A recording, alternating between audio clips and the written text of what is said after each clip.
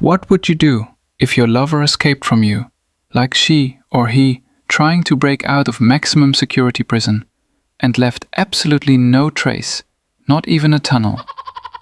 Well, today, let's talk about the story of El Chapo's escape, so that we can learn the lesson that evil deeds do not bear good fruit.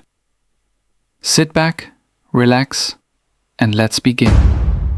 On January 19th, 2001, a guard at the Puente Grande maximum security prison in Jalisco, Mexico, confidently inspected a cart of dirty laundry. Trusting the inmate who regularly collected it, the guard opened the iron doors to allow the cart to be loaded into a waiting vehicle outside. Little did he know, hiding beneath the pile of clothes was one of the world's most feared drug lords.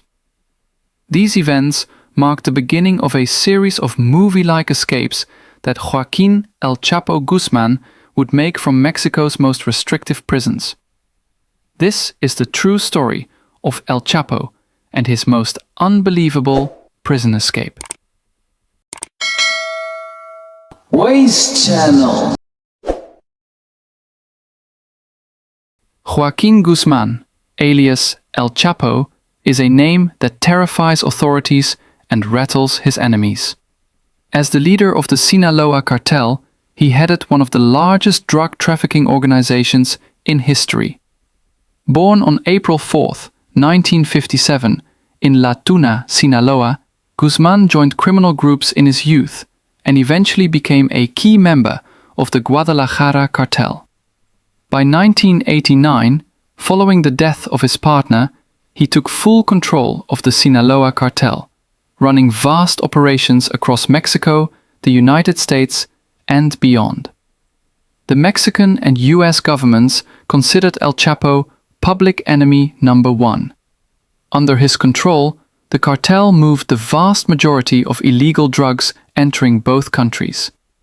For a long time, no one dared to oppose him. However, in 1993, the public was shocked when he was implicated in the death of Cardinal Juan Jesus Posadas Ocampo. Following a massive manhunt, authorities tracked him down in Guatemala, and on June 9, 1993, he was extradited to Mexico. El Chapo was sentenced to 20 years at the Puente Grande maximum security prison in Guadalajara. But prison didn't stop him. It became his headquarters. Through bribery and intimidation, El Chapo lived like a king. Almost every official and guard at Puente Grande was on his payroll, receiving millions to look the other way. He had access to illegal, women, and alcohol in his cell. More importantly, the Sinaloa Cartel's operations didn't just continue. They expanded across Mexico and America while he was behind bars. By 2001, everything changed. Under pressure from the FBI and the DEA, the Mexican Supreme Court ruled that El Chapo could be extradited to the US. Knowing he couldn't control his empire from an American prison, El Chapo began planning his exit. Known for his cunning, El Chapo utilized his wealth to buy the silence of everyone involved: fellow prisoners, guards, and high-ranking officials. He warned that anyone who revealed the plan would be killed. On the morning of Friday, January 19, 2001, he put his plan into motion. While El Chapo waited, an ordinary worker named Javier Camberos arrived outside his cell with a laundry cart. Using a duplicate key provided by a corrupt guard, El Chapo opened his door and climbed into the cart, hiding under the dirty clothes. Camberos nervously pushed the cart through the halls. At one point, a guard stopped to speak with him, and the cart began to roll away. El Chapo, covered in a cold sweat, feared the cart would hit a wall and spill him onto the floor. Fortunately, Camberos caught the cart just in time. They passed through several locked doors, all of which were opened by complicit guards, and reached the loading dock. Camberos loaded the cart into a truck, and the notorious drug lord was officially out of Puente Grande. A few kilometers away, El Chapo transferred to an armored car, then to a helicopter, and finally to a fresh vehicle to lose any potential tail. By the time federal agents realized he was gone, he was already hours away. That night, El Chapo saw the lights of police cars approaching in the distance. Instead of a blockade, however, he found a police escort. Corrupt officials he had been paying for years accompanied him safely to a secret hideout near Mexico City. The leader of the Sinaloa Cartel had disappeared like a bubble. However, El Chapo's security was compromised when the FBI captured his engineer, Christian Rodriguez, in 2011. Rodriguez became an asset for the authorities and leaked all of El Chapo's contact information. Using this intelligence, federal agents were able to track down his hideout. With the help of another informant, a former drug trafficker within the Sinaloa Cartel, the FBI discovered the exact location of Joaquín Guzmán's safe house.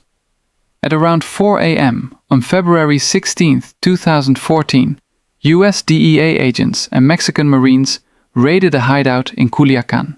They were greeted by heavy steel doors, and realizing people were inside, they began the difficult task of breaking through. Panic set in inside the house. El Chapo and his companions assumed they were trapped. However, the ruthless drug lord had a hidden contingency plan.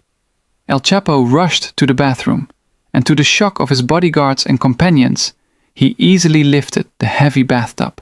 Underneath lay a hole, leading to a secret underground tunnel. The mechanism to open the passage was ingeniously hidden, and only El Chapo knew how to operate it. By the time authorities breached the house, they found only clothes, minor contraband, and personal belongings. El Chapo had escaped through the tunnel. It was a temporary victory for the fugitive.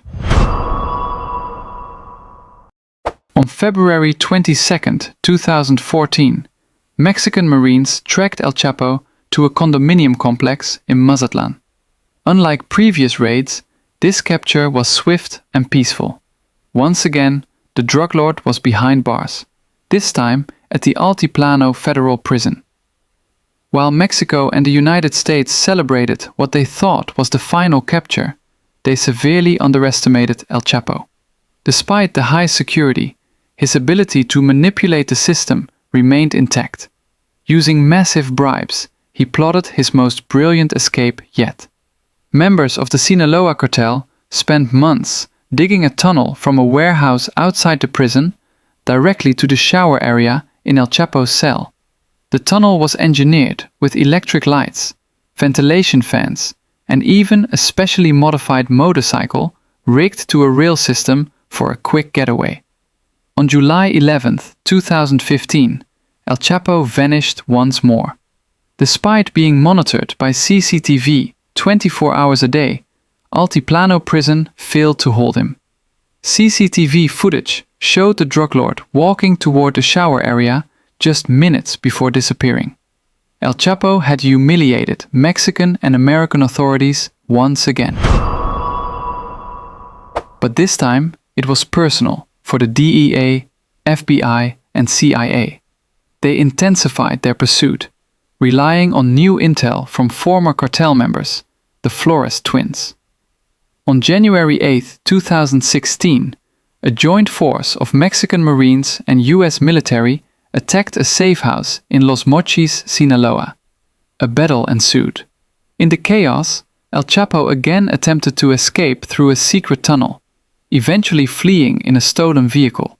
However, a combined force of Marines and federal police cornered him at the Hotel Du on the highway between Los Mochis and Navojoa.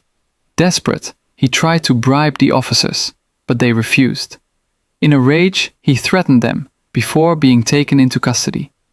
Following his capture, authorities moved him to a secret location before extraditing him to the United States on January 18, 2017. In New York, El Chapo faced a massive trial, on charges of drug smuggling, money laundering, and murder. The court found him guilty and sentenced him to life in prison at the ADX Florence Supermax prison in Colorado. Known as the Alcatraz of the Rockies, ADX Florence is designed specifically for prisoners like El Chapo. With high-tech surveillance, steel-reinforced walls, and elite guards, there is no way out. He is confined to a cell for 23 hours a day, enduring conditions far harsher than any dungeon. El Chapo's escapes demonstrated the terrifying extent of his influence and corruption.